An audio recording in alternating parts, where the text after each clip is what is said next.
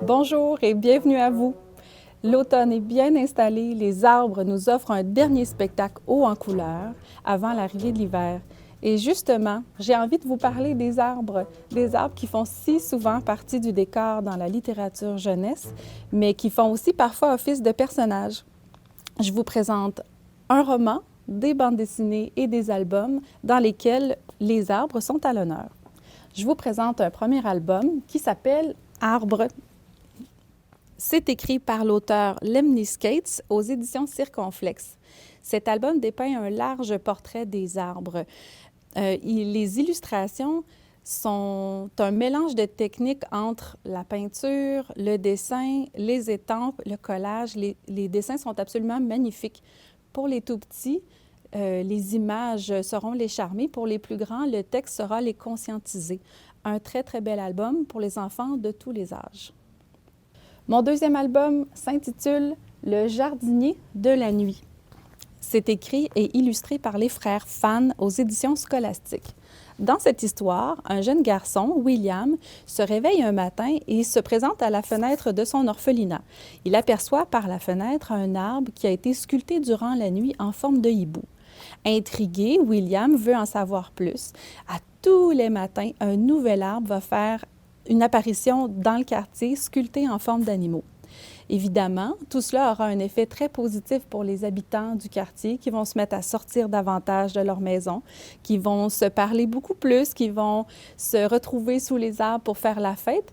Mais ça aura une importance aussi pour William. Va-t-il rencontrer ce fameux jardinier de la nuit? Je vous laisse le découvrir dans cette histoire. Je vous présente ensuite un demi-coup de cœur qui s'appelle « L'Arbre à gants ». C'est un livre de Jacques Goldstein aux éditions La Pastèque.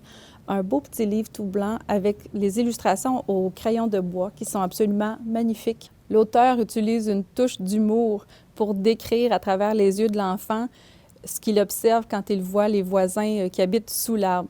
Franchement rigolo. Un très, très beau livre qui nous raconte justement comment ce jeune garçon solitaire va vivre à travers le deuil de son meilleur ami. Lorsque l'arbre meurt, l'enfant doit apprendre à composer avec cette nouvelle réalité. Il lui rendra un dernier hommage en accrochant des dizaines de paires de gants multicolores dans l'arbre qui font un beau feuillage coloré. Un très bel album que je vous recommande. Je vous présente maintenant une série de 4 bandes dessinées qui s'intitule « Sous les arbres ». C'est de l'auteur Dave aux éditions de La Gouttière.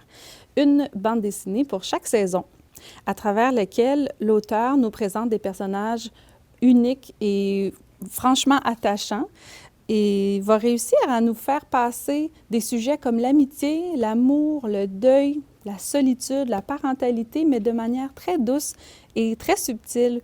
Je trouve que ce sont de très beaux livres pour les jeunes lecteurs qui commencent à s'initier à la bande dessinée parce que les textes sont courts, les dessins sont colorés et très beaux.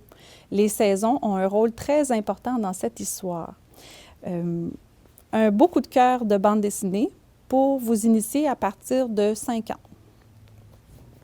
Je termine avec un roman qui s'intitule « Robot sauvage ». C'est écrit et illustré par Peter Brown aux éditions Gallimard Jeunesse. Dans cette histoire, nous faisons la rencontre de Rosum Unité 7134, alias Rose, un robot qui va s'échouer sur une île déserte après que le cargo qui transportait tout un lot de robots fasse naufrage.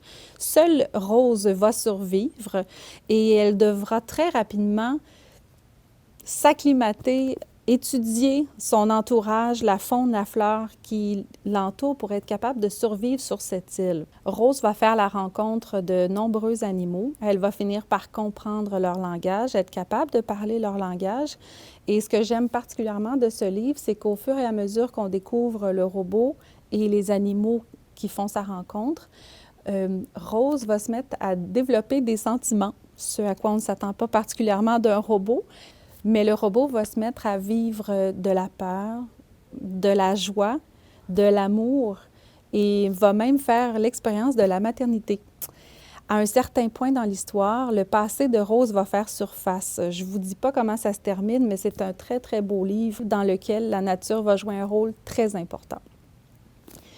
Toutes ces histoires et tous ces livres sont bien sûr disponibles dans le réseau des bibliothèques de Sherbrooke.